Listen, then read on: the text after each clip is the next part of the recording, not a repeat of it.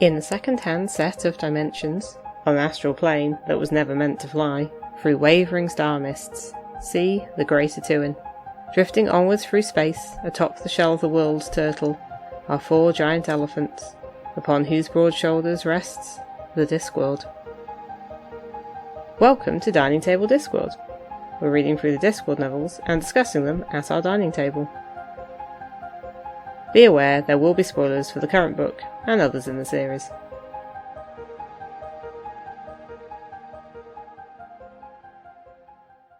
Hello, welcome to Dining Table Discworld. I'm Dave. I'm Kathy. And today we are on the 16th Discworld book. We are listening to some soul music, or reading some soul music as the case may be. This was published in 1994. Kathy, what's the synopsis? Susan becomes an orphan while she's at boarding school, and takes the news stoically. Then a skeletal rat shows up, and gradually reveals the family's secret. Her grandfather Death, the Grim Reaper. When he goes missing, she is taken to his house by his horse, and expected to do the duty, but with less training than her father Mort had. Meanwhile, Imp is a country bard come to the big city to make music. But after arriving at Ankh-Morpork, he finds it's more complicated and expensive than he expected. Teaming up with fellow musicians, Glod and Cliff, to do some unofficial gigs, Imp ends up with a magical guitar, and the band creates something new. Music with rocks in. Ankh-Morpork and the cities of the Stowe Plains go wild for it. Imp becomes increasingly consumed by the music, and Susan increasingly concerned with saving him, be it from the Musicians Guild, gangsters, fans, or the plans of the music itself. Content note: this book contains themes of grief, bereavement, and the death of parents, which we will discuss towards the end of the episode. Okay, so what were your first thoughts? So the thing with soul music is I've definitely read the book once, maybe twice before, but my main memory of it is actually the cartoon version, because I bought that on VHS, obviously quite some time ago. So reading it was interesting because there are various bits where characters had accents, or there were lines that were specifically used in the cartoon versions. There are various bits of dialogue which I could kind of hear as much as read. So it was interesting to sort of see which bits were and weren't in there and which were included. Not that I've watched that recently, because again it was on VHS and I don't have a video player anymore. But I did enjoy it. I kind of knew that there'd probably be more stuff I kind of got now than when I was a teenager, just because of having a bit more knowledge of some of that type of music. Obviously it's the introduction of Susan, who's another major female character in Discworld. I don't think I kind of liked her as much as I liked some of the other female characters, but yeah, she was fine. I enjoyed it. Yeah. How about you? Yes, it's one of the death books, so I generally like the death books. Again, Susan is a great character who gets introduced.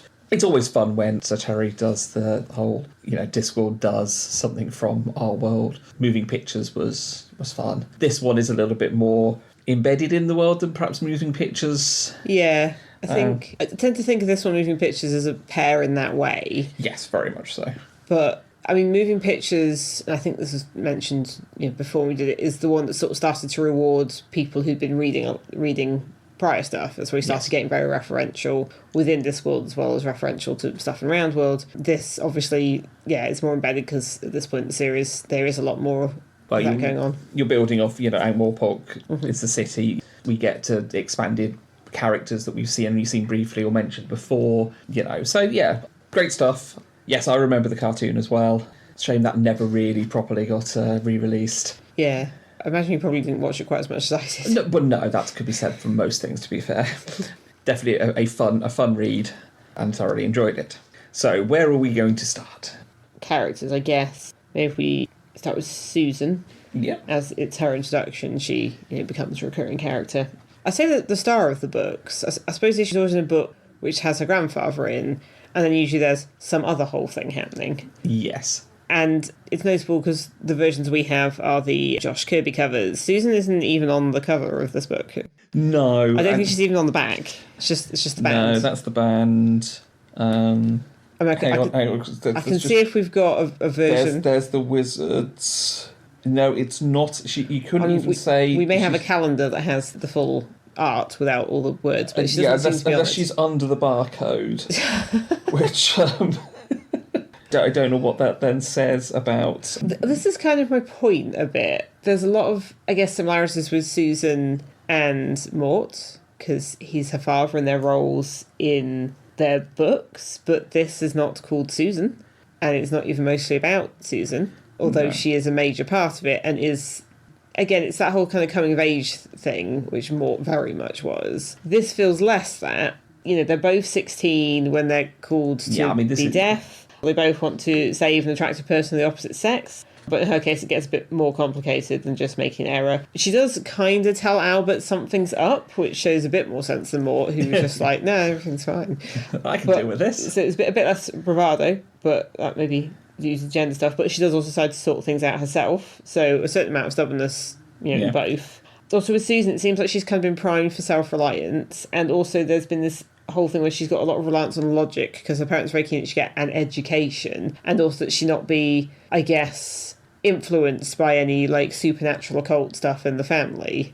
Which, I can certainly see that her parents wanting to be less engaged, having her less embedded within the strange world of the Grim Reaper. And certainly you can see, that obviously they did spend time, she did spend time as a small child around in Death's domain. It sounded like he kind of insisted on it, and they brought her along thinking, she'll get upset and we'll leave, and then she enjoyed it. Yes, which worried them more, I think. Yeah, and then they're like, nope, no more of this. Yeah, he's got bony knees.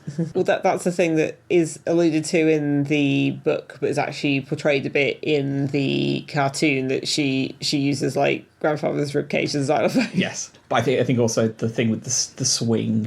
Yeah. The idea that Death wants to create a swing and create it himself, not just get someone else to come in, because throughout they talk about Death's house and how he can't create. Yes, there's a whole bit where Susan wanders around and looks at this house that she must have stayed in when she's very small but doesn't really remember, and she goes to her mother's bedroom and sees what her mother's room was like, and it's clear that she finds it all a bit silly, which in fairness Isabel kind of was, but we've discussed how difficult her situation was. When she looks at Death stuff, he's got a bedroom. Does he sleep? He's got combs. He don't have hair. He's a skull. He knows. The bathroom is not plumbed in correctly, or at least it was plumbed, but they had to get a plumber in to plumb it in, because he knows what a bathroom looks like, but doesn't know how it functions. Yeah. So the swing is his attempt to actually. Yeah, I mean, there's a bit where she looks at his desk. It looks like a desk, but it doesn't understand desk-ishness, because you've got stuff like you've got a blotter, but it's hard. It's just like, these are the shapes. It's very, surface level. It's very like, this is what these things look like, but they're not for using. So it's just, it's like a prop or a set or something, I think. They mention bits about the swing throughout, and it's not until later that you see the swing, which is basically through a tree. Yes, he took out the middle of the tree and put the swing in there, and then propped either side of the tree up. Because he knew to have it to be stable, it had to be across two strong branches, but those were on the other side of the tree. So obviously that failed. So then he chopped the middle out so you could swing in between, but then had to prop the rest of the tree up. There's almost a sort of childishness to some of the logic. And I say childishness not in like a necessarily juvenile way, but they're just not having experience in things way. It's like, he's seen a lot of bedrooms, it mentioned, which, yes, he would have done. But again, having stuff in it, that's another thing. There's various things that don't open or things that don't operate because they're not functional, they're just visual. Yeah. And I think coming back to Susan, I think that her parents would kind of looked at the swing and went, a bit too much of a risk to be around it, because it just... I think they just didn't want. It's too odd. It's too. They wanted Susan to be and I'm going to use air quotes here, a normal child. And I think that they had ideas about education stuff, and I can see Isabel wanting to get away from her childhood, because it did seem like it was probably a bit weird and stifling. Again, childhood in inverted commas. Her much extended, weirdly shaped childhood, but again might explain why she doesn't feel very. I don't know. I mean, Susan was sent off to school a lot. It got the impression she didn't see her parents tons, and that they were mostly focused on trying to make sure there's peace on the stow plains, which was kind of almost the task they'd been given at the end of Morse. A bit like, well, history's been changed, but somebody still needs to make peace. I guess won't be rising up against this terrible guy. And also, again, more, having been a farmer's son and briefly an apprentice to death, he doesn't have much idea of higher education. Yeah. I say higher education, not like university, but more like education for like rich people. Because obviously Susan, when her parents actually becomes the Duchess of Stow-Heelot, though we never really hear anything about any Duchessing that she does. No. I think she avoids it. Well, yeah, we'll have to look elsewhere for Duchessing later. Yes. But I mean, it's quite common for people like nobility to send their children away for education. Like that's just a thing that happens throughout various bits of history. One thing that struck me this time, I mean, the point is Susan's a bit of an odd kid, and maybe it's just that. She seemed like she probably wasn't neurotypical in this, but a lot of the ways that seemed to have been written, it seemed like the stuff that's normally stereotypically a bit male. Yeah. Which makes you think, I don't know that necessarily Sir Terry was specifically writing that, but just that she's a bit of an odd kid who has a different view to everyone else and stuff. Like, she isn't that bothered about the other girls. She's got a couple of friends, but it kind of seems like because they're the ones that are also a little bit outcast, because they're not human.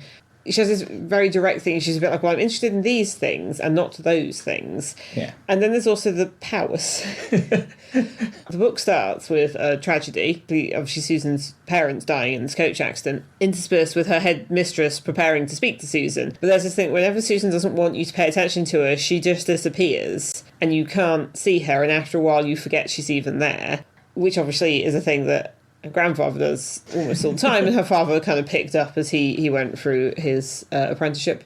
And so in some classes she's there and she's alert and she's attentive, in other classes she's not bothered about, she just reads other books and like she isn't there. So it's kind of this idea that kids will do well in the subjects they're interested in and not so good in the ones they're not, but kind of taken to the extreme that it's not that she isn't even trying. It seems like she's not there, but she is, but she's just not interested, so she sort of disappears. It fades away. Yeah.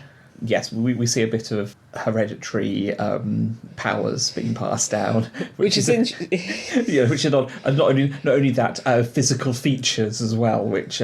Yes, that's true. Well, again, it's all a little bit odd. But I think that just adds to the level mythic, of outlaw, and obviously Susan herself is a bit of a she's got white hair with a black streak. Yes. She's she has those 3 marks on her cheek that sort of appear when she blushes, and then later on in the book she discovers that that's where her grandfather slapped her father, and Mort had 3 lines from that, and she's somehow passed down. Death slapped him so hard it passed down to his descendants. True, yes. Which I guess is sort of badass. Yes. So Susan, I think it's a very likeable character, relatable to a degree. I mean, I think so. I think she's a little bit. She's got a coldness to her, and there's an element of her disdaining things quite a bit. Yeah. And I can see that there's an element of her being, I'm not interested in that, I'm not good at that. Meh. Like, she disdains it somewhat. Also, she seems a bit scornful of other people. Like, she doesn't sort of see them as... This is the thing, she's a bit distant. Certainly at the start, I think that this book kind of helps to kind of... But then again, as I say, who wouldn't like the ability to just be ignored when you want to finish your book? It does sound quite good, Yeah. I think the thing is, she has got quite a lonely life, but I feel like that's been set partly maybe as a defence mechanism, maybe just because she does disappear a bit. Yeah. So I just wanted to say briefly about her friends, just because it's early on in the book, and then we'll get to more other stuff. Because the girls she ends up... I say friends, and I think it doesn't really even occur to her massively that they're friends, because the school is mostly for the children of human ability, but there is 1 dwarf and 1 troll, and they are her friends in that you have to go in 3s to go to town, and the 3 of them sort of end up together, I think, out of some sort of selection of everyone else not picking them. Yeah. And the head mistress is like, oh, very, very, very, very good that you've been such good trumps with them, as though thinking that it's some sort of, oh, it's nice that she's made friends with these non-human girls, and Susan's been like, what? But... So there's Princess Jade, whose father is a troll king. And then there is, interestingly, Gloria Thog's daughter. And I have a little bit of a headcanon here, because obviously Pratchett's not written his book about dwarf gender stuff yet, but I guess it's coming. It has been alluded to so far that dwarves say he all the time. That the reason you don't see their women, as a sort of bigoted rich person said in the previous book, is that they all have beards. Like, there's not much sexual dimorphism in dwarves, even less so than humans. They all have beards, they all wear leather, they all carry axes, they all have helmets. They all like gold. They all like gold. And we've discussed before how most of the dwarves we've seen so far are not like other dwarves, but in different ways. But it's interesting that Gloria's obviously been sent to this human girls' school, and I kind of wonder that maybe the reason Gloria has been sent to be educated at a human school is because she's Gloria. and maybe something very progressive is happening, but the humans have no idea because they've got no understanding of the culture. Yeah. Because there's a thing about how she has like a foot-long beard that's plaited with ribbons in the school colour, but she's clearly wearing girls' clothes. You know, she's being referred to as she and all that. Because so far, other than the slight oddness of Minty, the sort of dwarf that Carrot liked before he kind of was sent away from home, all the people that kind of refer to dwarf gender are humans who aren't raised that way and therefore perhaps wouldn't understand and would, I guess, just maybe assign gender in their own way, mentally and perhaps incorrectly. But the point is dwarves are all he, so the fact that you've got a she... Again, it's a bit of, I don't think Pratchett figured this out yet, but I just quite like the headcanon. Actually, the existence of Gloria is incredibly progressive, and maybe that's why she's being educated in human society. And in fact, most of the dwarves we've met that most live in human society are not like other dwarves in some way, like Hwel and Cassanunda. I mean, yeah, I mean, given... So that's my headcanon anyway. But, I mean, given her surname, which is obviously a gendered... Thogsdor, yeah, but... Yeah, you know, for... We're seeing some... Yes, but so is Gloria. I think that's the name she's chosen. Yeah, yes, I mean, presumably her father's Thog, so, yeah. No. Well, the point I'm making is that if they would have... You know, they've actually come up with a... Yeah, well, I guess they're saying it in human. So, yeah. It's one of those. It's you know, because you think it's like Glodson. Yeah, I know that's just, yeah. Yeah, but the point is that they have. If you're only referring to everyone as a male, you wouldn't have words for. No, daughter. No, they probably picked them up from humans. But I think that's also where the names come from as well, to be honest. But yeah. It's I think you're right. It's an interesting thought. The thing with this is that there's a sort of trio of girls early on, but then Susan goes to herself and we barely ever hear from the others again once she leaves the school, which is a bit of a shame because I sort of almost feel like there could have been like a trio of girls as a kind of mirror to the trio of guys, because there's a human, a dwarf and a troll in the band, and that just doesn't happen. No. So this isn't, although Susan's a main character, she's very much isolated, and it does otherwise feel mostly like a masculine book. She's got Death of Rats. I don't know that we know the gender of Death of Rats, Well, and he's normally referred to as he. Yeah. And the Raven. Also referred to as he. And Binky. Also a he. Yeah. Yeah, you see my point. Anyway, shall we go on to the band? Yes. The band. So we have a classic quartet who then, you know, loses one member as soon as they become famous. I wouldn't say it's a classic quartet. I'd say it's a trio that gains one member for like a performance. So we'll start with Impy Kellen. Yeah, Minky Kellen. Go with Sellen? that. Imp Sellen. I think it's supposed to be Imp. I think it's Kellen anyway. Yeah, who is from Clamados. We're going to get our Welsh double L's in. Who is a Clamados is full of druids and he's a bard. He won the most recent Eisteddfod. Eisteddfod. Yes. And see, that's actually a real Welsh thing. Yeah, it is very much. And so he comes to Ankh-Morpork to basically play and find his fame and fortune in music. Yes, because where he's from, everyone's a druid, which means like mining and quarrying and building stone things. Building stone circles. And it's very wet. It's very rainy. So, I mean, obviously, Clamados is Wales. I don't think it's on the Atlantic coast of Discworld because they don't have one, but yes, Clamados is Wales. Also, he's done the thing that Dylan Thomas did in Under Milkwood, where he's given the name, and if you spell it backwards, it's something rather ruder. So yeah, he's this very provincial lad who comes to the big city, and it doesn't quite go right, but he's got his head full of dreams and music, and that's what he wants to devote his life to, and people in his family don't understand. And at first, I mean, they do this in the cartoon, he clearly has a Welsh accent, but the way that Pratchett turns out is all the L's are doubled. Which is very odd when you've got words with double L in them already. Yeah, like all. It's a nice visual, yeah. You know, and a visual of showing the accent. Yeah, Pratchett's very good at those kind of word gags, and he does more accenty stuff as he goes through. Yeah. Let's face it, but I mean, we've not got to the Scottish folk yet. No, but yes, so this is sorry. But again, because I've watched the cartoon, I'm not great with accents, but myself at all. But because I've watched the cartoon, and in the cartoon you've got Imp, who's Welsh, or he starts out sounding Welsh, and you've got Glod, who, not in the book, but in the cartoon is from Liverpool. Well, he's not from Liverpool, and he's got a Scouse accent, so you just got this quite fun. So there's various bits when they were talking where if I could hear the accents, I was like, this is one bit they put straight in the cartoon, because I can hear it as well. It's interesting because throughout the book, Pratchett has him doing his Welsh accent less and less. So, I guess it's Clamados accent, but less and less because the L's reduce. I mean, it starts, I think, about page 47. Yeah. And then it gets less and less. And then for a lot of the book, he doesn't speak very much, let's face it. No. And then there's just a bit at the end when he kind of comes to himself again. Also, there's so many musical jokes in this, but the joke is that imp means bud, and Kellen means of the holly. And then he goes by the name Buddy, and it's like, yes. Yes, we see where this is going. I mean, at one point, Pratchett also, he did that thing where it's like people describing later says a thing quite early on, and he does refer to it as the day the music died, and it's like, okay. Yeah. And he looks a bit elvish. Oh, yes, everyone's like, it looks a bit elvish around the hair, all the ears. Yes. Which will be a very terrible joke at the very end of the book. So yes, it's Imp's kind of odd. I'm going to say not so much driving force as... He's like the vessel. Vessel for the force. For the music. So yes, just touch on the other two members of the band. We'll just say, so Imp, like the body, he plays a harp, he has this very old harp, and it gets damaged, and so they have to go... It's a very new harp. Oh, no, that's the point, yes. Very new harp, but it was exceptional. It was really, the craftsman he wanted in there sat for weeks under a waterfall to make it. Why? I have no idea. I think it's just this very bardic thing. Yeah. And the point is that an instrument, a harp's supposed to be around for 100 years before it's good or something, because it's all very traditional. So he starts playing, but then the Musicians Guild nope, and then he ends up in the waiting room of the Musicians Guild and meets the other two. So you've got Glodson, who's a dwarf, and he plays the horn. And then in the cartoon he's like, again with the accents, like, I can blow anything, me. And Imp, it says, searching for something polite, says, that must make you very popular.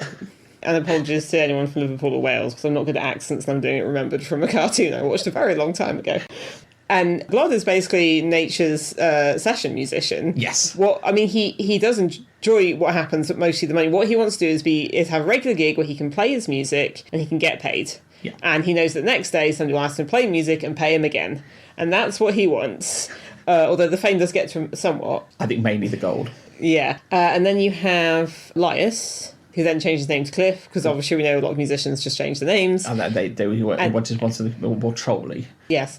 And he plays rocks. Yes. Which is why they then become the band of Roxin, and why it then becomes music of Roxin, and basically percussion, drummer. Yes. And interestingly, again, just coming off of Men-at-Arms, where you've got the whole dwarf troll, long-term species hatred, Laius almost immediately is a bit like, well, no, it's fine, for you are both musicians, yes, and I am a musician. It's kind of like, well, we are musicians, and that is, the kind of people we are, so our species doesn't really matter. We're musicians first, and our species second. Yeah. And then, yes, briefly, the librarian is in it on piano. Is it still a piano after you've mutilated it that much? I don't... Half a piano. Some keys, and it makes a noise, but it doesn't really matter given the music. The music kind of takes over a bit. Yeah. These are great stand-ins for a lot of bands from certainly the early... It's the horn bit that's a bit different, really, isn't it? Yeah, that is a bit more unusual. It's not ska. But that's the main thing I can think of. It's like, well, there are guitars and there's a horn. It's like, is it ska? It's not ska. I don't think Pratchett was necessarily into that. There's no reference to it, but that's just... No. Also, you need quite a few guys with horns at that point, I think. You do, yeah. But yeah, it's the point you've got this 3 or 4, temporarily 4 piece, and you've got the lead singer who's also the guitarist, because that's the thing. Obviously, they go to the mysterious shop and get something with strings for, Buddy to play. Because Cliff sits on the harp. Yeah. And yes, they have to go and find this. So we get another mystical travelling shop. This one's just music, though. Yeah, and it just contains lots of exceedingly powerful and ridiculous magic items. But all instruments. Yes, some of which would cause the end of the world. This one arguably caused the start of it, but we'll get to that later. Yes, well, the old lady says, don't blow on that unless you want us to be... Oh, I think there's a pipe. And she said, don't blow on that, you want us to be knee-deep in rats. And Glod's like, well, I'm not hungry, because obviously dwarves eat rats. It just occurs to me, you probably could do something with Death of Rats and a dwarf eatery, but I don't think he ever does. No. But I don't know if they get them fresh or not, but anyway. Anyway, so they've got this, and in this guitar is the music. And this is where they go out, so they go and perform, and the music takes them over. Which is, I think, is a bit of a metaphor for when musicians play and kind of let the music, channel what. But in this case, it is a primordial force of creation, and it wants to be let out, and it wants to, and it kind of, they don't actually know what they're going to start playing, and they just start playing, and it takes them over, and then it just happens, and crazy stuff happens around them. I mean, I feel like there are Kieran Gillen graphic novels that also go into this in much more detail. So we are referencing a lot of. So we've got a Buddy Holly reference right early on. Elvish, because they keep saying you look elvish. Yeah. And so it starts with them playing what is obviously Elvis and Buddy Holly and early rock and roll. Yeah. And the point is that they need, you have to get money to be in the Musicians Guild, but they can't make money unless they play. But you don't have to play unless you're in the Musicians Guild. So and that's kind of the whole predatory record company music industry thing. Yes. So they're they're the antagonists who are always chasing around trying to take them out. So they have to play in risky venues where the guild won't go. Yeah. And I suppose at this point we get reintroduced to Mr. CMOT Dibbler. Yes, again, much like in Moving Pictures. Well, I feel like Vetinari has learned a bit. Because in Moving Pictures, he had no clue who Vincent and Ginger were. Victor and Ginger? Victor. Why do I always get this confused? And then he was, of course, same as everyone else. So I feel like he's learned now, and he's very aware that Dibbler and the Wizards are basically barometers for a load of weird stuff that's happening. Yeah. If Dibbler starts selling you something slightly even odder than normal, and the Wizards are doing something stranger than normal, then you've got problems. Yes, because the Wizards watch the show and then they get quite affected by it, I guess, because maybe they're sensitive to this sort of stuff. Yeah, I think it's been said. Except Ridcully, who basically, I think, down his soul is the disapproving dad who comes on at the beginning of the Twisted Sister video. Yes, he is definitely that kind of. He doesn't get the this kind what of. are you kids doing? Yes, stop making a noise. It's not like you never say. True, but slightly differently.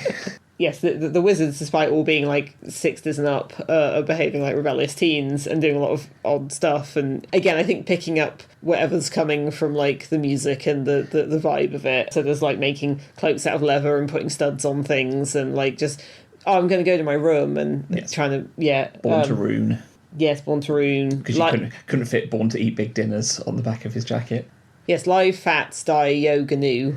Because you can't really say live fast, die young when you're in your sort of 70s or whatever, but the letters are all there, just muddled up. So most of the faculty gets quite into it to the point where then Ridcully has to turn to Pondus Dibbons and some actual students. We do see some students. We'll get back to Dibbler in a bit. Yes, we do get to see some Stibbons. We do get to see some students led by Pondus Dibbons in the high energy facility, which again I think is just the computer science block, because this is written in the 90s, the computer science block back when everyone was but what is this though? I mean, it has been referenced in Moving Pictures and Men at Arms.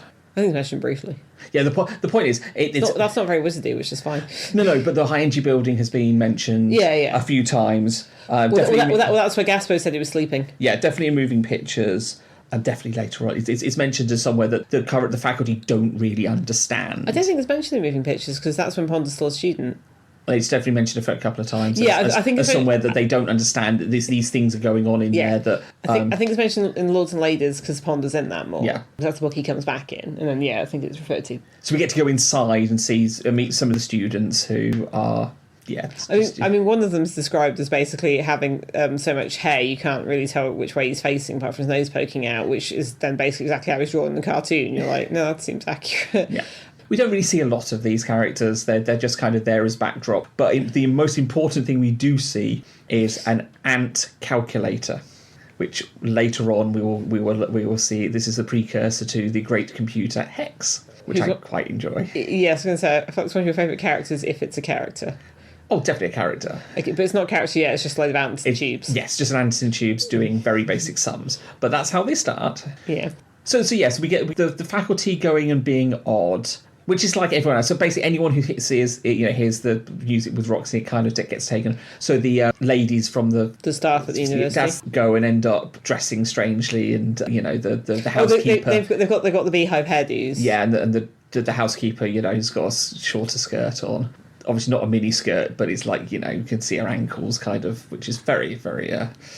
Yes, the wizards being as they are. Yeah. But the stuff about also throwing under things on the stage. Yes. Which is, again, classic kind of rock and roll. It doesn't actually seem to sort of have the female fan stuff so much. I think it's just people are generally go a bit crazy for them. But again, it's sort of referencing the way people react to Elvis, Beatlemania. He's just not kind of done the feminized bit of it so much. Like, it's referenced, like it's mentioned that, you know, the band are getting attention, but that doesn't seem to be part of the story. I mean, they talk about that type of girl that follows bands around, so there is the idea of a groupie, but we don't see it. No, because it's basically Susan, really. Well, Susan gets accused of that without really knowing what it was. But I don't think Impri or Buddy really knew what it was. No, we drifted off from me mentioning about Dibbler, because Dibbler turns up, and we get to see another of his money-making schemes that... Well, it's Dibbler being the predatory manager character, which is also what he did in pictures. Yes, and attempting to make as much money as he could in the shortest space of time. And then, because Glod's interested in the money, but obviously Dibbler was absolutely exploiting them, because based on the history of things, that's kind of what record labels sort of do. But Buddy says music should be free, and he wants as many people as possible to listen to. He says there has to be a festival that's free. And Dibbler's like, free? And he's like, wait, we could sell so much merch. Merchandising. Then he gets a troll to print a load of t-shirts, and he's amazed that you can get people to pay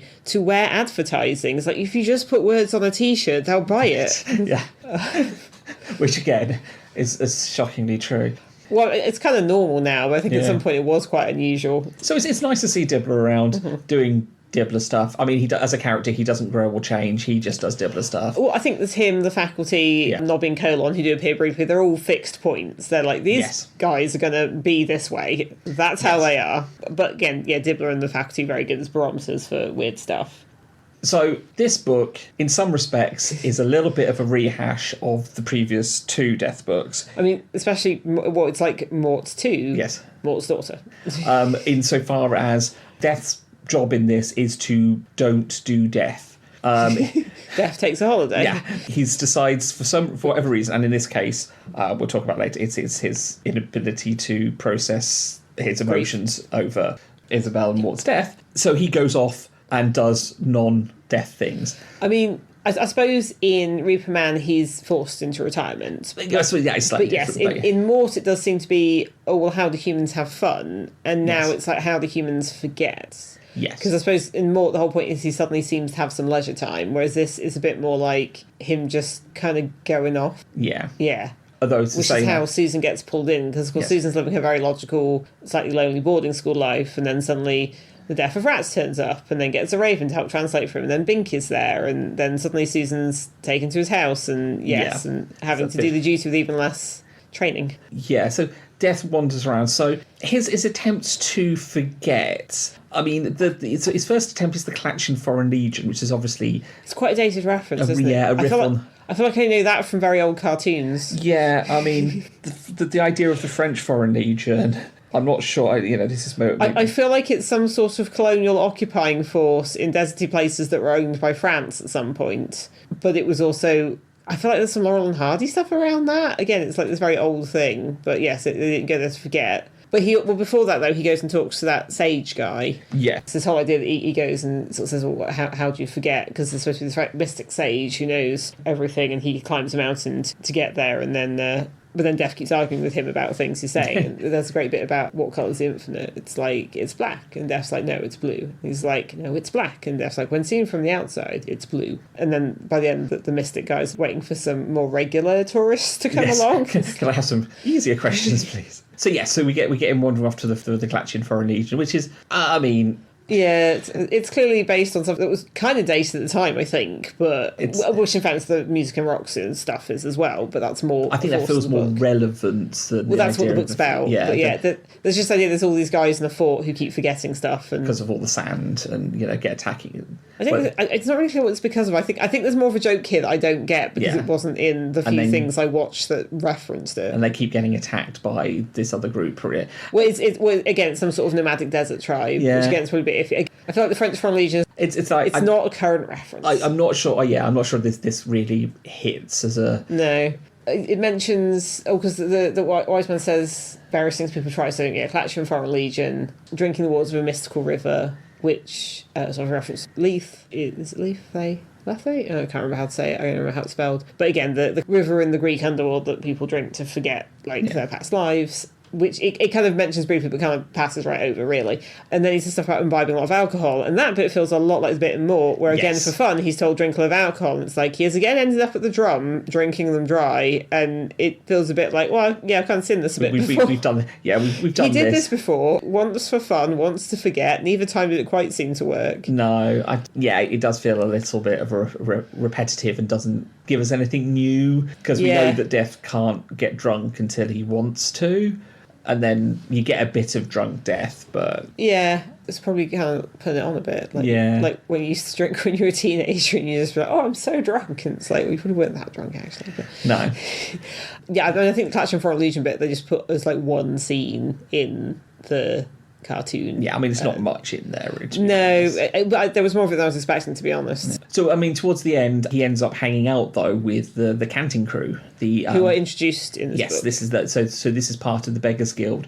We've heard of Foul Old Ron before and his smell. Yeah. We now get to meet Foul Old Ron and his smell. And his smell is now a separate entity. Yes. Which it wasn't before. Which is, having worked with the public and have met certain people that personal hygiene could be higher up on their priority list, I know what he's getting at with the idea of this smell. It is something that happens. It does, yeah, and obviously a lot of people, they can't help it, so we're not judging them for it. But certainly from a physical perspective, we know where Yeah. So I mean, there's a few of them, and they're all introduced here. So you got Coughing Henry, Arnold Sideways, and the Duck Man. My headcanon is that the duck is the one from Moving Pictures. Yeah. Because that duck became intelligent but couldn't talk. They've hung out with him for a while. They call him, was it Mr... They give him his own name. He kind of goes around with them because their whole thing is being so unpleasant that people kind of pay them to go away. I mean, it sort of says the Beggars Guild in this, but I feel like in later books they actually aren't the Beggars Guild anymore. They're just their sort of own operatives or something. Yeah. Like the guild's almost too organised for them. They're a small community. They share things and they go around together, and Death's part of them lives with them for a while. And Mr. Scrub. Yes, Mr. Scrub. But yes, at the end when Death's about to leave them, he does, why do you have that duck on your head? Yes. And he's like, what duck? Which is then the joke from then on. Yes, the Duckman largely seems sane apart from that. And I think from these characters is kind of the idea that you can have absolutely nothing and be perfectly content. Well, yeah, they're happy enough with what they've got. I suppose they're people that probably do need some sort of help, but it's just not there. Yes. Which, I mean, considering where you work and that you get that sort of thing, it's we still this is not a new problem. It's still just a problem. Yeah. Introduce some more characters there. Each book that's in Ankh-Morpork seems to, you get characters repeating even if it's odd bits. You're like, oh, it's these guys, know these guys, and then you get new bits and pieces added in, so it just kind of builds up. Another thing that's introduced in this book is tooth fairies. Yes. Because Susan would like to be very logical and sensible of that, but she did at one point see a lady climb into the dormitory and take another girl's tooth, and no one seemed to notice but her. And then a couple of times when she's trying to deny that she has anything special about her, despite, a bony rat coming and talking to her. And a very, very, very white horse that seems to follow her around. I think Binky's one thing I actually quite liked about it. Yeah, that's true. She basically sees one of the tooth fairies, and then some people think she's a tooth fairy because people of a sort of supernatural or occult bent can see her and see that she's something different, that people can kind of recognise each other. And so some people assume she's a tooth fairy because it's a franchise, and basically so girls will go and in different areas and collect the teeth, and so you have to have a ladder and you've got your change, and sometimes you need some pliers because you can't make the change. Well, the teeth and the money got to add up. But yes, regular people can't see them. But it's again, that's a thing that we built on later. And then true, we get actually another couple of references because we get the reference the Hogfather talked about further. Yes, as well. This is. I think if I like he's setting up a lot of the later books because yes, there's a whole footnote that explains what the Hogfather is and how it's very kind of pork products based. Yes, you'll get sausages and pork pies in your maybe stocking. I can't remember. So yes, the Hogfather is definitely mentioned. I think it's mentioned. It's sort of described in a footnote, but then mentioned a couple of times as another sort of like the Hogfather or the Tooth Fairy, and it's like, well, these are things that exist, but you're sort of told maybe don't. Oh, actually, the other thing I like about the Hogfather footnote is it goes according to rural legend, which I quite liked as opposed to urban legends. There's various things he sort of mentioned this. The listening monks get mentioned again. I think they've been mentioned once before, but I can't quite remember where. Well, they were mentioned. So Mort takes the abbots. Those weren't the listening monks, were they? Yeah. It's just an abbot. No, it's the listening monks. Well, because it's not the history monks eventually. To the encyclopedia. So it's the... companion. It does say it started in Mort, yeah. It doesn't. It is mentioned in Mort, but I'm not sure if that's the abbot. I'm pretty certain it was the abbot. Okay. I thought that was the history monk abbot because he turns up later, but I guess he's just recycling the whole Dalai Lama thing. Yeah. But yeah, so the listening monks get mentioned again. I suppose if this is fairly direct sequel to Mort.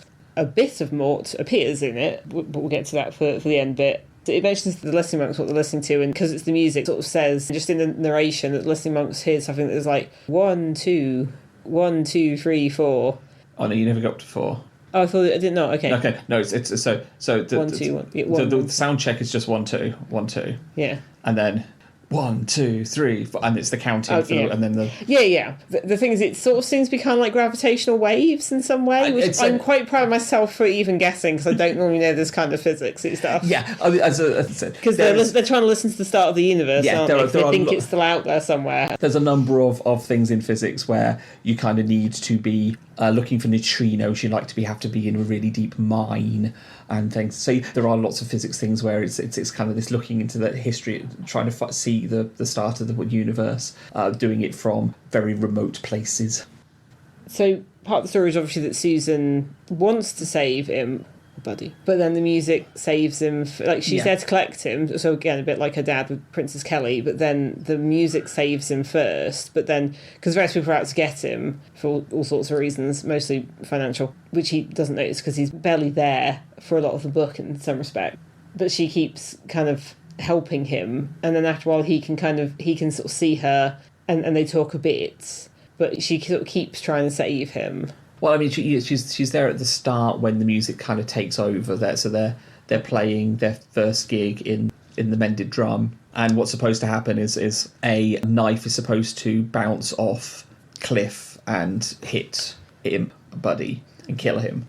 But it doesn't, because the music protects him. And then Susan has this life timer, and rather than sound trickling through, the top bulb's all just like buzzing music. Yeah. Because the guitar that Buddy has, it's always making a noise, and actually when he talks, it sort of harmonises with him. And the thing is, when we first meet him, he's obviously a likeable lad, Glod and Cliff befriend him, but then it's almost like he's gone for most of the books, and it does sort of say, because it's not his life anymore, the music has him. So most of the time between shows, what happens on stage is just this whole blur, and then the rest of the time, Glod and Cliff are worried about him, he's their friend, but they sort of realise he's not really present or there, he's just because they go on tour around different towns in the Stowe Plains before the festival, partly to get out of the reach of the Musicians Guild, although they do try a few things. It was interesting because we see different towns, including like a one-horse town and stuff like that, and go to Quirm. And all this whole thing with various towns are trying to keep them out and ban them from the town, which again I think is like an early rock and roll thing. Yeah. But they sort of always manage to play, and everyone goes crazy wherever they are. And then have to leave very quickly. Glod keeps decorating hotel rooms, making them nicer. He's I'm just going to paint this now. But what happens is Susan always appears at their shows, and she stops the assassins or the music guild or the mobsters from getting to him, and they do have some conversations, but they're sort of a little bit unsatisfying, and Susan's there saying, I know he's important. Yeah, so as she goes throughout going, that was the first time she sees Buddy. It's I know him, which I think is partly why she kind of thinks I have to save him, as well as the whole background. So it's this idea that she knows him, which goes throughout. It's he's special, he's important. We don't really see much in the book. They don't have much of a. It feels less straightforward than with Morton Kelly. Yeah. But I think that's sort of hinting at things that never came about as kind of plot lines. Yeah. There's Death talks about towards the end. You have the memory. You have the memory of everything. Yeah. So what Susan does is she needs to get advice on the situation, and I mean Albert's not much help, and nor are the various animal companions. So she goes to a time when she knows her grandfather is. So she actually goes into the past, because time doesn't go the same way in Death's domain, and that's the interesting bit. You get basically it explains the end of Mort, because in Mort it's a bit like Death turns over Mort's hourglass and laughs, and then suddenly we jump to sometime later and people getting married, and you're like, what just happened here? And this, I think, is Pratchett explaining that in the... fitting in some sort of, justification. Yeah. Retroactively kind of make it make a little more sense. And again, this is the one bit Mort that's in the cartoon. Yeah. So when I read Mort, that was the one bit where I could actually hear, because Christopher Lee is the voice of Death in the cartoon, so just that one bit of Mort I could hear in Christopher Lee's voice, whereas much more of this is that. But yes, Death sees Susan, realises who she is, because she looks like both her father and her mother, realises, well... And I think then, because he knows she exists, or he now remembers her, because part of the point is he can remember the future, he turns Mort's hourglass over and then makes everyone disappear, and then they have a chat in which Susan consults with him a bit like, what's happening with this guy? Yeah. And this weird hourglass with the sort of music in it and stuff. Yeah, and then at the end, when you have the memory of the, you have had access to my memory, which I can remember everything, and the idea that later on it's Susan and Imp in the future are going to be, she's important. He's important to her in the future, and she, while she's doing the Death role, has access to greater memories because part of the point, which we'll get to shortly, Death remembers everything, even stuff that hasn't happened yet. Although, as Albert says, he often remembers it wrong. Yeah. Which feels a little bit like in Good Omens with Agnes Nutter, in that she sort of remembers the future, but she doesn't understand what she's seeing. Yeah. And I think with Death, there might be, in a different way, but I think there might be a little bit of that. Yeah. It feels like it's in there. But yes, it's the first of this theme with Susan books, where it's a bit like, oh, there's this guy. It's like, and then what happened? Like, oh, okay. Yeah, setting Susan up and then basically forgetting about the guy for the next appearance. Yeah, I mean, I suppose it's good that Susan's more important, but it does feel kind of unsatisfying. Yeah. Because the whole thing is that in the start of the book, there's a bit where Imp could have gone to Quirm or he could have gone to Ankh-Morpork. He's at a fork in the road, because presumably Clamordos is somewhere between the two, or at least the road is. And Quirm would have been sensible. It's a smaller city. You can perhaps build things up. You can make him a name for yourself. But no, Ankh-Morpork. I don't think they call it the Big Wahoonie yet, but that's coming. Yeah. The big city. So he goes there. It's like, well, maybe we've differently gone to Quirm. And what we didn't mention before is that Susan's at school in Quirm. Yeah. Her boarding school is in Quirm. This is where the dreadful joke is, because at the very end, after it's all sorted, Susan goes back to school because she's going to finish her education. And they've mentioned before the girls quite often, when they go into town, like to go to the chip shop. Yes, because two women that run the school believe in healthy food. Yeah. So, so the idea of some very unhealthy fish and chips is very appealing to young ladies. Well, it's contraband, isn't it? Yeah. And what happens is her friend, Gloria, the dwarf, goes, quite a few girls have gone down to the chip shop. It's the Nuba working there. I'd swear he's Elvish. Which is also a joke on Kirsty MacColl's song, There's a guy who works down the chip shop, swears he's Elvis. Yeah. Which I didn't realise until a friend of ours pointed out that was the joke at the end. You're like, oh, for goodness sake. Which is, yes, a song by Kirsty MacColl, and presumably a joke that was being built to this entire time. Yep. So there we go, well done. Yeah, because obviously what Death does is, at the end, because the ending is a very much a mirroring of Susan's parents' death. Yeah, because they again, their death depicts at the beginning, like the carriage goes off the cliff, falls to the dry river road below. Explodes. Explodes. In the cartoon, they actually depict it more than in the book.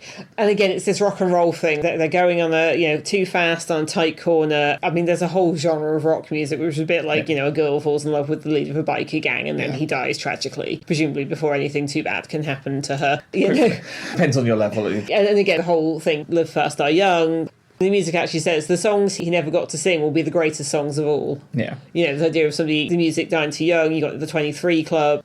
You've got the Susan's parents dying at the start. You've got this happening. This mad carriage dash. Yeah. So which they're trying to kind of intercept and stop with Susan on Binky and Death on a motorcycle, which has been built by the librarian. Largely out of other bones and things, I think. Yes, because it's magic. I mean, that's very much the cover image because it is very cool looking. It's powered by the music, so it doesn't need a proper shape. Yeah. They're supposed to that they die in this big blaze of glory, and so instead, after Death has a bit of a fight with the music, the decision that Death does is basically we go down the different trials and leg of time, and instead Imp went to Quirm. Yeah. And that's how reality shifts around it. There's none of this weird bubble stuff this time. No, he just went to Quirm. You say Death has a fight with the music. He plays the guitar. Yes. But he is also, Death. Yeah. So, again, it's quite cool visually.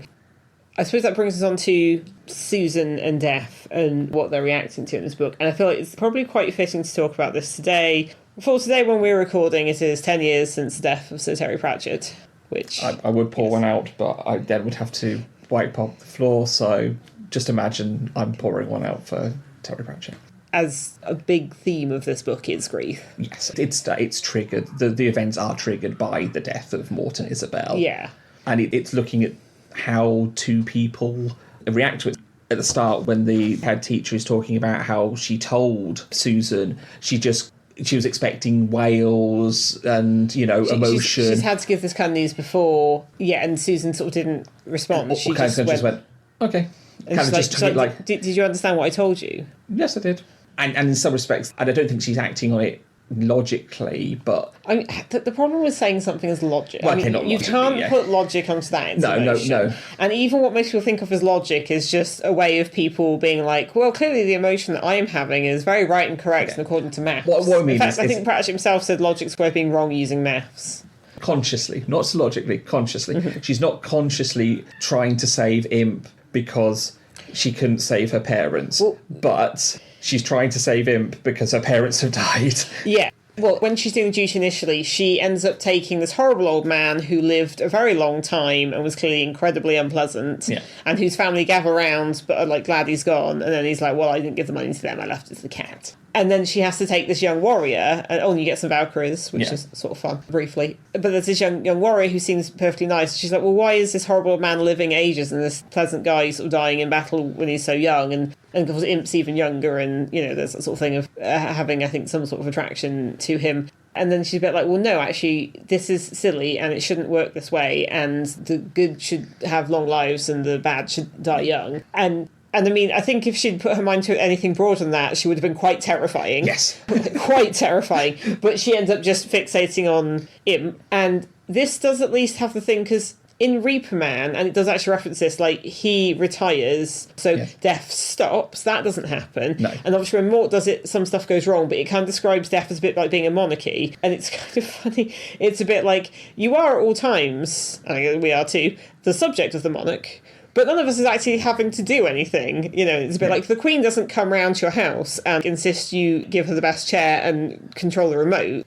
We don't have to do anything. King Charles doesn't have to do anything, but we are his subjects. Yeah. It's just happening. So it's kind of like the death bit is just a bit like, I guess, the ribbon cutting bit or something. Death as a function continues, but death, the anthropomorphic personification, is gone. But somebody gets pulled in to do that part of it. Although I don't get the sense Susan's doing much of that either. I think it's just sort of managing. Or I think unless the death of rats is trying to cover things a bit. Possibly, yeah. Because at least, the death of rats is just, I think, trying to hold things together whilst also not being able to speak human and finding it all a bit more complicated than rats. It's very more complicated than rats. Yeah.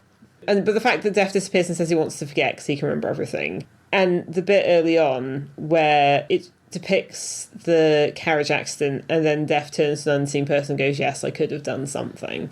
And then later we discover that's Susan, because she goes and watches it. Because she'd known it had happened and she knew where, but she hadn't seen it. Yeah. And then she goes and sees it. And I think it's displacement. She's distracting herself from the grief over her parents by I'm just going to put things right and I'm going to save this guy. And then the fact that obviously it says in the book, history has certain resonances, that he's, Imp and the band are, it's the same corner that their car is heading towards. She's not a very emotional person. She's very, I think, inward looking anyway. And I think she almost, there's several times where she almost gets annoyed at herself for having emotions. Yeah. Which... I think that's one of the things that it's kind of partly relatable but partly unlikable. Yeah. A bit like, well, I shouldn't be feeling like this. Which I think people do a lot anyway, but I think sometimes it's put on girls in an odd way because you're almost expected to be emotional. So you're a bit like, well, I'm not going to be silly like that. Yeah. And this thing, Susan's very against silliness. Yes, yeah.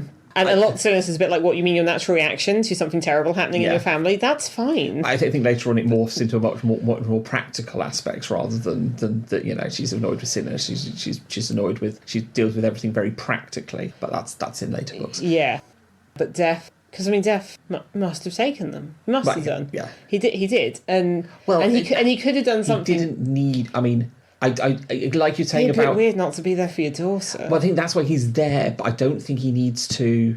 We don't see it never made depicted, yeah. And I think, like you're saying about the monarchy thing, I think it would have just happened because they don't. He only needs to go and take certain ones based on the duty and but he feels he has to be there to see it. He has to witness it. And then him and Susan have this whole chat about how yes, he could have done something, and she's who he's talking to, not Isabel and Mort.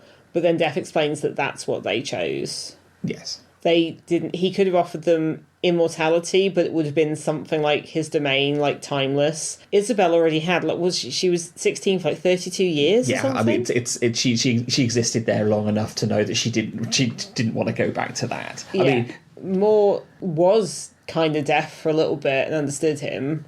I mean, if you think about it, you're 32. Living 32 endlessly is possibly better than living 16 endlessly. Good Lord, yeah. But still, yeah. Well, we said before about how her childhood had very 2020 feelings, and it was obviously very isolating. You were just stuck in the house with the people who lived there, and you couldn't go anywhere or do anything. And also the fact that Death turned Mort's lifetime over, and he was 16. Yeah. Which, and I mean, even at the end of Mort, there's speculation. It's like, well, does that mean how long? It's like, I mean, I'll think about it. I have this sneaky suspicion they knew it was, but Mort knew. It's mentioned at the wedding. It's sort of measured, is that how much time I have left? And I think they just wanted to make use of the time they had. Like, they kind of knew it was that. I mean, I suppose Isabel might not have done, but they kind of knew it was that. Yeah. But then there's the thing about Death remembering stuff that happens in the future, which, because it's always a bit weird. Why did he adopt a girl? Why did he have an apprentice? But is it because he knew Susan would come at some point? I mean, potentially. I mean, Susan does become quite a linchpin on a couple of, later, the later she's kind of very much required to be there to save the world. Yeah. Well, I think it's that thing Albert says about Death. Yeah, he remembers the future, but he remembers it wrong. So if he just sees bits of stuff. Yeah, Death's trying to forget, which he can't do because it's painful. Susan's trying to control things and save someone to make up for that. So yeah, it is... So underneath this silly story about rock music in a fantasy world, it is very poignantly about grief towards the end. It's not literally at the end, because that's the joke about the chip shop. When she goes back to her room, the room was silent except for the sound of 9 girls breathing quietly and the rhythmic ruffling avalanche that was Princess Jade's asleep. And after a while, the sound of someone sobbing and trying not to be heard. It went on for a long time, for there was a lot of catching up to do. Yeah. So... Far above the world, Death nodded. You could choose immortality or you could choose humanity. You had to do it for yourself. Yeah, it is. It's kind of underneath and it kind of comes up at the end. And I mean, there's a few bits in this where you've got these... he does this in a lot of his books where it's like, oh, this is a fun story and maybe that's not the themes, and there'll just be like an odd little bit that's absolutely gut-punching, like Death sees a lot of kids. Yes. And you're like, good Lord. But yeah. So shall we end on a slightly positive note with all of the silly puns? Yes, we'll end on a lighter note. So first, I want to do a shout out to Asphalt, who is a troll that Dibbler hires to take the band on tour, and he's always been entertainment. And he's a troll, and he's called Asphalt, but he's confusingly long and flat because an elephant sat on him when he worked at the circus, I think twice. Yes. But it's just the fact that he's long and flat called Asphalt, and you're like, oh, he's the roadie. Yep. There's also the fact that, again, he's someone with a very distinctive voice in the cartoons. There's various points where Glod's saying something, he's like, yes, Mr. Glod. Yes, Mr. Glod. No, Mr. Glod. So his was a voice that was quite strong. Various other bands, people get excited about musical rocks in, they go and buy a load of guitars. The guitar maker starts making really crappy guitars because they don't care. The guitar maker is Blurt Whedon with his assistant Gibson. Yes. But yes, more bands start propping up. And there's one band who's clearly more punk than rock, mostly due to, I think, lack of any kind of skill at music. And yes, Dibbler's putting together lineups, so they keep changing their name. The Surreptitious Fabric, I figured out, was the Velvet Underground. We're certainly dwarves. They might be giants. The band that keeps changing their name go for also The Whom. Very grammatical. Lead Balloon. There's the Def Leppard. Yes, so there's a whole bit about the punk band that keeps changing their name. He was going to get leopard print trousers, so he bought a leopard from a circus because it was deaf. So yes, there's a whole Def Leppard. I think I didn't even notice that because I was just focusing on they're trying to get leopard print trousers and kind of missed that because that's quite long and convoluted. Yeah, it is a bit convoluted, but yes. Some of them are just like names, Boys from the Wood. Other stuff that reappears is the Eldritch Oblong joke is back because it's been a while between that. I think that comes up a few times. I mean, there's lots of musical reference in here that we can't go through them all. The fact that one of the second clubs they play at is the Cavern. Yes, there's Beatles references. I mean, lots, Stones references. There's lots of references to things, and I'm sure ones we've missed because our musical knowledge is not necessarily, broad. And I'm sure Sir Terry did his research well, or at least it had a reasonable knowledge of. I mean, he made a Def Leppard joke. It's as with Discworld books, they are comedy, and he is definitely making the most out of perhaps a little bit more than in moving pictures. Oh no, I feel like I got it more in moving pictures than this, if I'm honest. Possibly, but I feel like this is. I think it's more embedded in this, so there's less need for it to be sort of have so many standout little bits, which I feel like moving pictures had more of. Yeah. So yes, it's great fun. As always, this is another book that definitely rewards having been read in sequence. Yeah, well, you need to at least have read Mort first. It does recap at the start, Mort, briefly, and it does show the one relevant bit of Mort at the end. Yes, but I think you get so much more out of it. I think the parallels and stuff as well. Yeah, she's her father's daughter in some ways, and definitely going forwards, you definitely need to have read this for the Susan related books. It sets Susan up. I don't know. I think you can take it later as like Susan's this odd character. Like that's fine. Yeah. As always, go read it because it's good. Okay, I think we'll wrap it up here. So next time we are back to Rincewind. Oh, are we? And some interesting times. And I have to say, the proverb that gets mentioned at the start of Interesting Times could not be way too relevant. Yeah. We'll guess that. I would like to live in less interesting times, please. Anyway. Thank you all very much for listening. Yes, thank you very much. See you next time. Thank you for listening to Dining Table Discworld. You can find us on Facebook at www.facebook.com/Dining Table Discworld. You can also find us on BlueSky at dtdiscworld. All our other contact information and credits for our music can be found in our show notes. Thank you for listening again, and we'll see you in our next episode.